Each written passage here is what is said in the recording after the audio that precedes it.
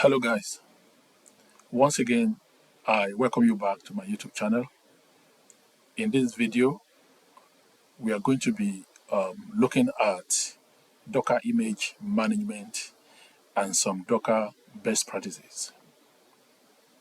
When you build a Docker image, it is important to be mindful of the final size of the image before they are made available for production, before they are deployed into production. When Docker image has large size, or when Docker image has a very huge size, they tend to, pose some disadvantages to production environment. One of the disadvantages is that it will take a longer time for the image to be downloaded and run in the production environment. Also, a Docker image of a large size is likely to have contained some unwanted materials, such as unwanted dependencies, such as application packages that are not needed for that environment. But as a result of the way the image has been built, it tends to carry along all these materials that are not needed in the production environment, that are not needed for the application to be deployed. So, because of this unwanted material, your Docker image is tend to be exposed to numerous attack surfaces. Because when you have, for example, an OS that you don't want, then the image will be open to OS vulnerability. If you have some dependencies that are not needed for that stage or for in the final build, then your Docker image tend to be exposed to some CVEs as a result of maybe the dependencies is deprecated or they're outdated. So it is important um, to see how much you can reduce your your Docker image to the minimalistic value before they are finally deployed into production environment. Now we have few techniques or methods that are used to optimize or to reduce the size of your Docker images. One of these method or techniques is multi-stage build. In this practice, as we're going to see, is such that you will you have to you have to scale or break your Docker image into several stages so as to reduce the final size of the application. We are going to explain all of that. Another technique is to use a lightweight base image. Okay, when you use a lightweight base image that only contain the material that are needed at a point in time. Also, one of the technique is to combine related run. Of course, as we're going to see in the Docker image, there is a section of it that execute the run instruction. So if you have multiple of such instruction, as long as they are related, you can mark them into a single line of a run instruction by using the and sign, as we're going to see. So when you do this, then you could, have some benefit or some advantage of your final image. And one of the advantage is one, they are going to be improved security. Just like I told you, since there are fewer content of the final image, there are no unnecessary dependencies, there are no OS that are not needed, then the security tend to improve because the final image is exposed to fewer attack surface. Also, the speed of deployment, like I told you, then it's going to take a shorter time for the application or for the image or for the artifact to download and run. Also, it reduces the storage and the bandwidth. Of course, the cost of storage is maximized because you tend to use a lower space or a lower storage space. And also, I said they are also ideal for production environment. Now, let's take a typical Docker file to explain what we actually mean by these techniques. So, for example, in a typical Docker file, let's assume you want to build a Docker file. Let's assume this is a Docker file. Okay, this is a Docker file, and in the Docker file, every Docker file starts from a base image. Let's assume you start from a base image called Ubuntu. Maybe you want to start with Ubuntu as your base image. Okay, Ubuntu latest. Maybe that is what you want to use for your base image. Now, and maybe after that you are in the work directory, okay, and you run a command and all that, and later you expose your application CMD, and maybe that's up. Maybe that is where you expose the application. Okay, maybe you expose it at port, let's see, maybe port 8080. Okay, for example, I'm just taking this for instance. So now let's assume this is a Java application. If this is a Java application and you are building this application starting from a base image of Ubuntu, Ubuntu has its own packages and dependencies. It's going to contain the apt package, okay? It's going to contain, the find, the call, and so on. A lot of the packages and dependencies in Ubuntu are going to be downloaded onto this platform for Ubuntu to run in order to build this image. So, in the final analysis, after after Ubuntu has built the image, in the process, it's also going to download some Java dependencies, including the runtime. It's going to download the Java runtime. It's going to download maybe OpenJDK, as the case may be, okay, along in the process of building it. And finally, when the application is built, then you have your Java application, okay, maybe .jar or .war, as the case may be, okay. Now, you will agree with me that in the final stage, all that is needed to run your Java application is just the Java runtime, okay. You only need the Java runtime to run the application. But because you have used the Ubuntu based image, all other dependencies from Ubuntu has been carried all over, because of your copy image, it has been carried all over up to the final image build. And then you tend to have a very huge or a very large size of the final image.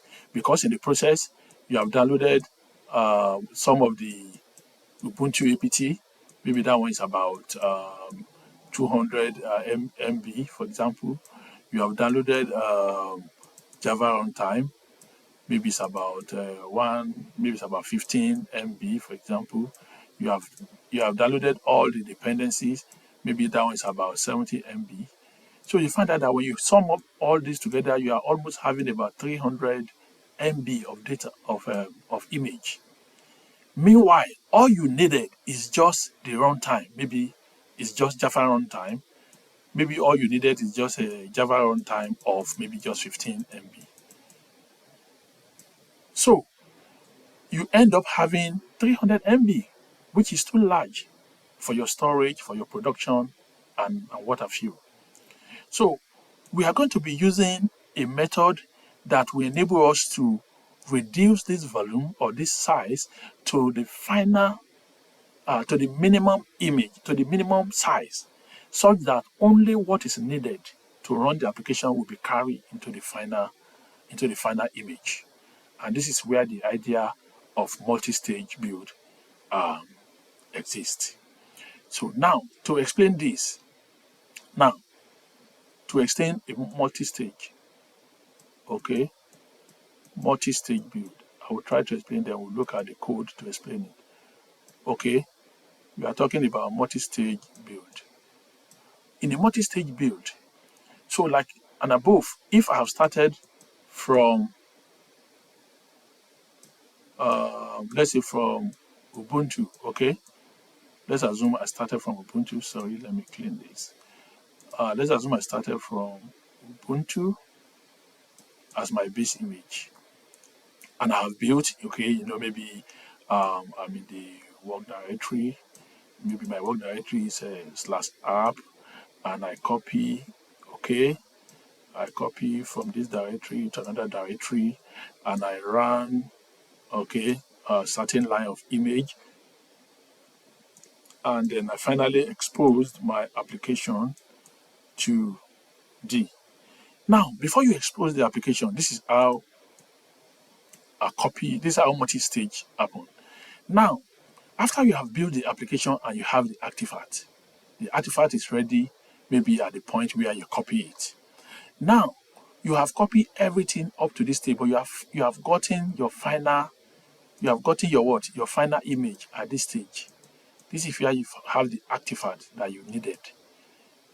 So what you are going to do now is, you don't need all of this again. All the dependencies and all the packages that have been downloaded along with this image from Ubuntu are not needed in the final image.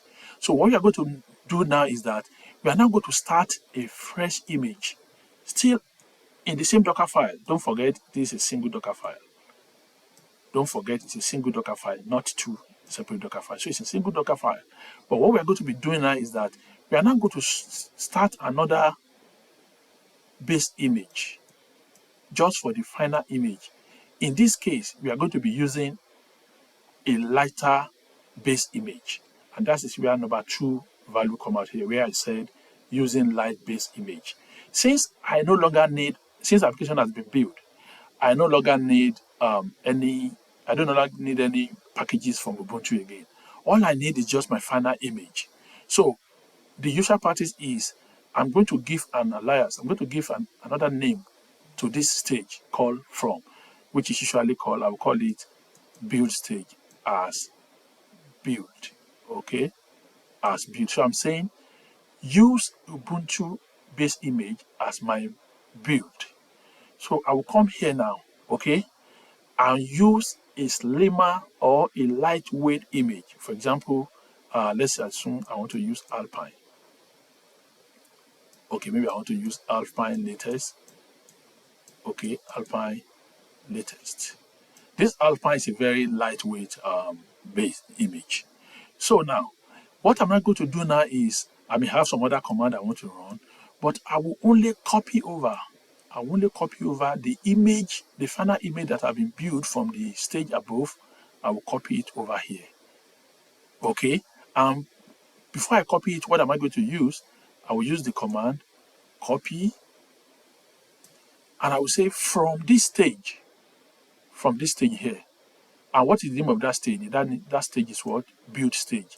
So I will say copy -, that is the syntax, from the build stage.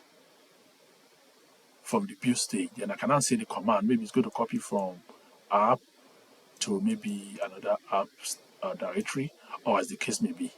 But I'm only referring what? To the stage above. And what happened is that only the final artifact that is needed here will be the one that will be carried over. And this is where I'm now going to what? Run my CMD, where my application is exposed, and I can run as what? /app.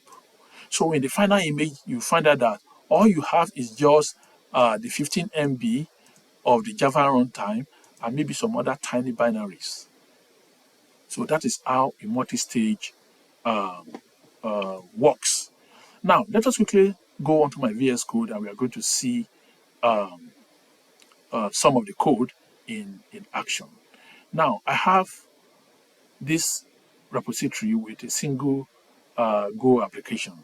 The application is just to return a particular word, as you are going to see it. So I have cloned this application. I've cloned it onto my VS Code right here. And let us quickly observe it. This is the application.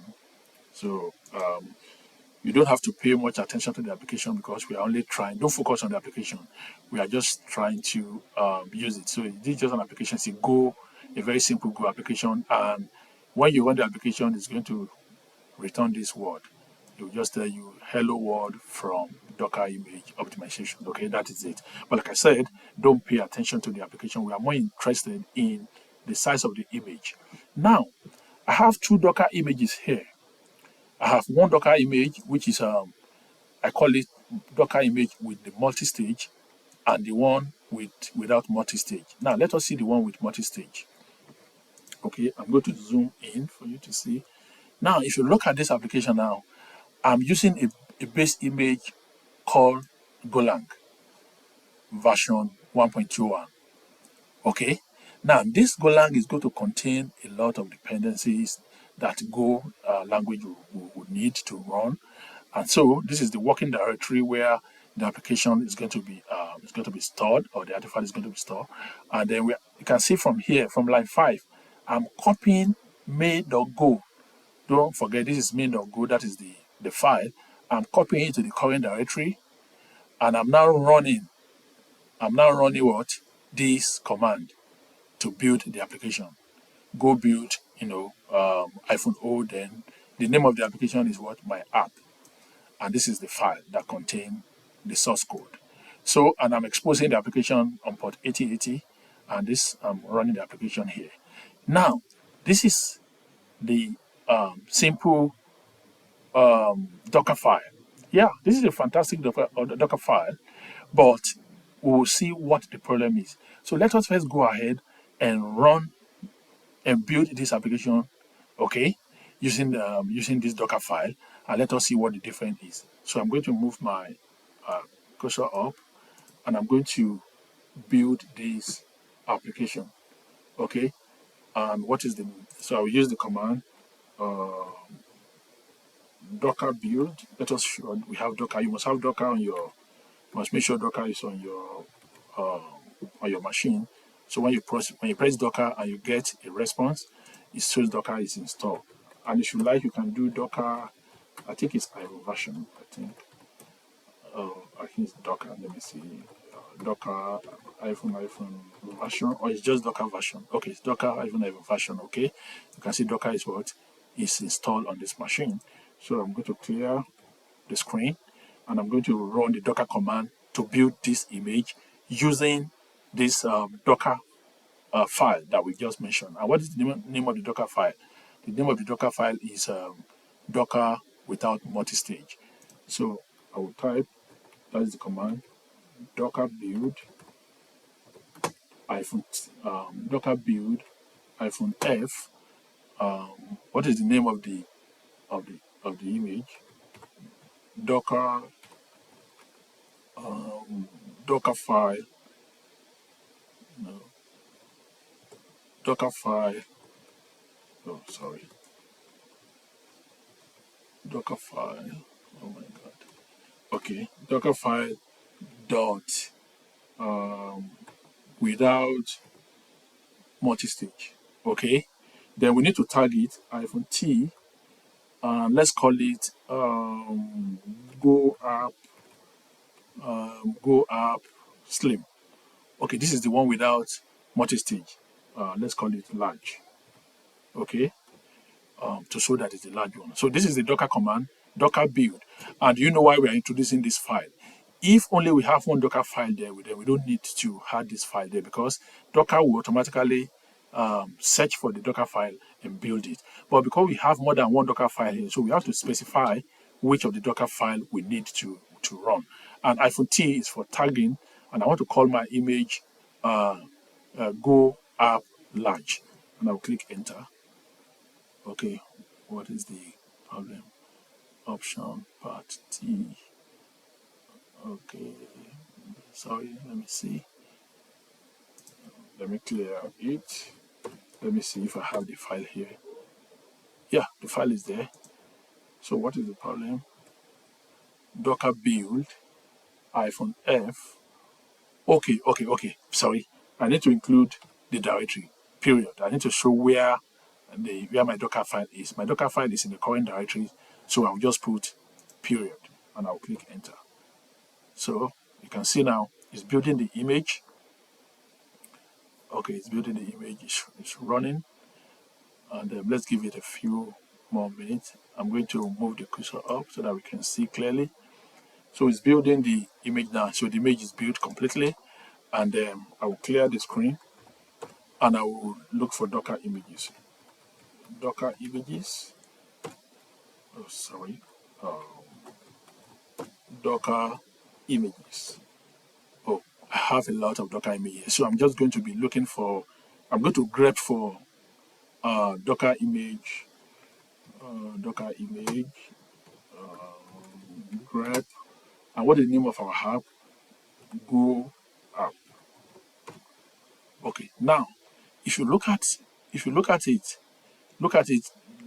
Docker image file. Let me zoom in so that you can see. So if you look at my, okay, this is too small. If you look at my image, Docker image, it has an image, it has a size of what? 884 MB. Let me zoom in so that you can see. If you look at it here, look at it, Docker large. It has 884 MB of size. That is extremely large. So now we want to see how we are going to use a multi-stage image to what? To bring this size down. So I'm going to clear it. And for your clarity again, let me grep very well. Grep Go App. What is the exact name of our app? Go App Large. I think that is what we call it. Okay, so you can see it here. This is Go App Large, and it has what? 884 MB. You can see it. So what I want to do now is we are going to use a multi-stage Docker file, and let us see how it will reduce this into a smaller volume. So I'm going to clear the screen, and let me quickly walk us through what we have in the other file here. So now, in the multi-stage Docker file, yes, we are still using the Golang Alpine size, okay? Unlike here, we are using the Golang size itself.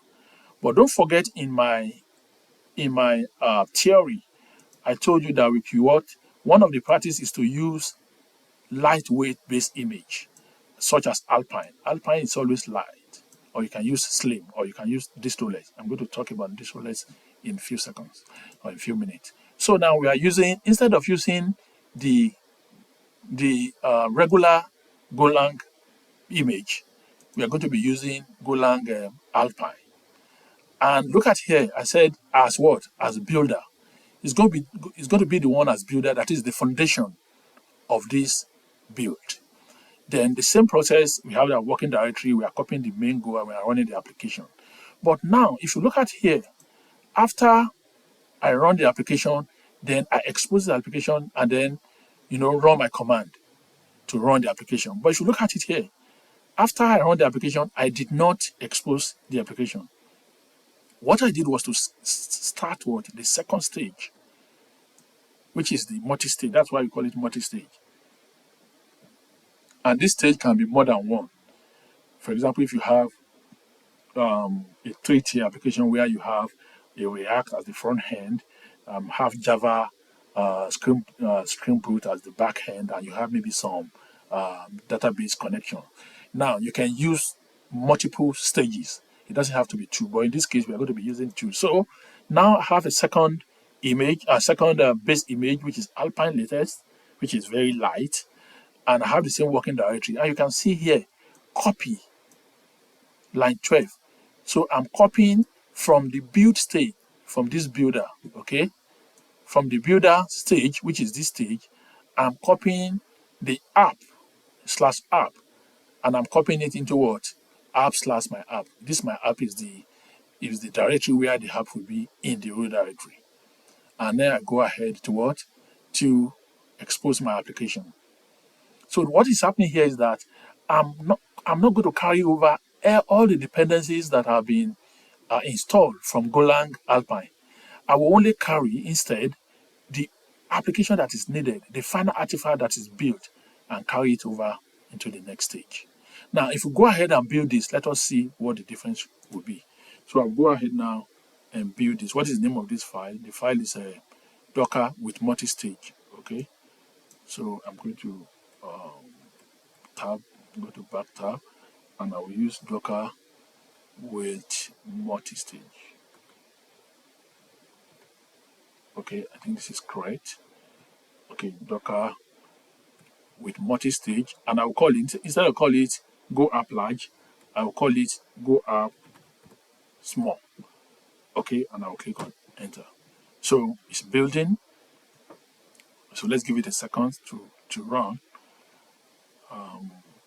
Then I forgot to let us see to what the time it takes to actually build the application. We didn't take note of that. I would have seen what the time difference is. But however, the image has been built now, so I'm going to clear the screen and I'm going to check for the image. I'm going to do Docker image, and I'm going to look for the one that says small. And if you look at it, wow, what are you seeing? It has come out with what? Just 15 MB. From what? From 884 MB, we have been able to reduce the same image to what? A very minimalistic value of what? 15 MB. Now, this is the work of the multi-stage along with using a light-based image. Now, the advantage you have here is that this application is going to run very fast. It's going to take a very small storage size. Hence, the cost of storage will be very low. And also, it's going to run very effectively. And it's going to be exposed to fewer attack vectors, fewer attack surfaces, because there are no unwanted dependencies or OS that are inside this application. Now, before we conclude on this, let's quickly go back to the theory, to the board. And I mentioned something called Distroless container images. Now, this is another way to further reduce your application. Okay, Distroless, just from the word less, is like an open slate images. It's like an open slate Docker container that contains nothing but only what is needed. Okay, so for example, now if you are using a Java Distroless, for example, if you are using a Java, let's assume you are using a Java Distroless image, it will only contain the application and the Java runtime that is needed. It will only contain the application and the Java runtime that is needed to run the application. It's not going to contain any other thing. Now, in this case, when you run the application, it's going to become much lighter, okay? And most of the time, one of the most common Distroless application is when you start an application from the scratch, okay? And you can easily get this by you can go to your I think there's a GitHub repository for it. Let's quickly search something. Let's go here. Let's look for Distroless. Let's do Distroless Docker image. I think yes, there's a GitHub, I think, that contain them. Yeah. So if you go into that GitHub and you just look for whatever you want. If you want Java, for example, you click on Java, and if you go into the image here, you can see these are Distroless Java image. So for example, if you need an OpenJDK Distroless, all you just need is to add this to it. And also, if you need OpenJDK 21, this is what you can use. If you need, let's say, Node.js, you can look for Node.js and click on this Node.js, for example. You can go in here, you can see these are all Distroless for Node.js. So you can pick whatever you want and take it to your what? To your Docker image. So for example now, I'm going to use a Distroless in this application and let us see how it can further help us. So for example now, in this application, the multi-stage application, instead of using Alpine latest, don't forget we have reduced our application. Let me calculate what it is. Let me use calculator. Maybe I have calculator here. Let's say I don't know if you can see my calculator. I hope you can see it. If I say um, 15 MB was what we got, and it was formerly 884. So I'm dividing 15 by 884. So multiply by 100. Okay. Oh, sorry. This is this is wrong mathematics. It is 884 divided by 15 multiplied by 100. So about what? 5,893%. That is what we have actually reduced reduce the what? The size. So what I'm saying in essence is that we have been able to reduce the size from 884 to what? To 15 MB by merely using a multi-stage and Alpine. But I want us to introduce a Distroless now. So instead of using Alpine latest, I'm going to be using Scratch. Okay, that is a Distroless one. I'm going to be using from what? From Scratch. I hope this is correct. So I'm going to be using what? From Scratch. And let us go ahead and run this now. Let us see what we are going to get. So I'm going to take this up. I'm going to clear the screen and I'm going to zoom in a little bit. And so I'm going to run this the same multi-stage, but instead of putting small, I will say from scratch. From scratch. Okay, and I'm going to click enter. So let us see. Now, if you look at it, what do you notice? It happened so quickly. It happened. The build was so quick. Now let us go ahead and I'm going to clear the screen.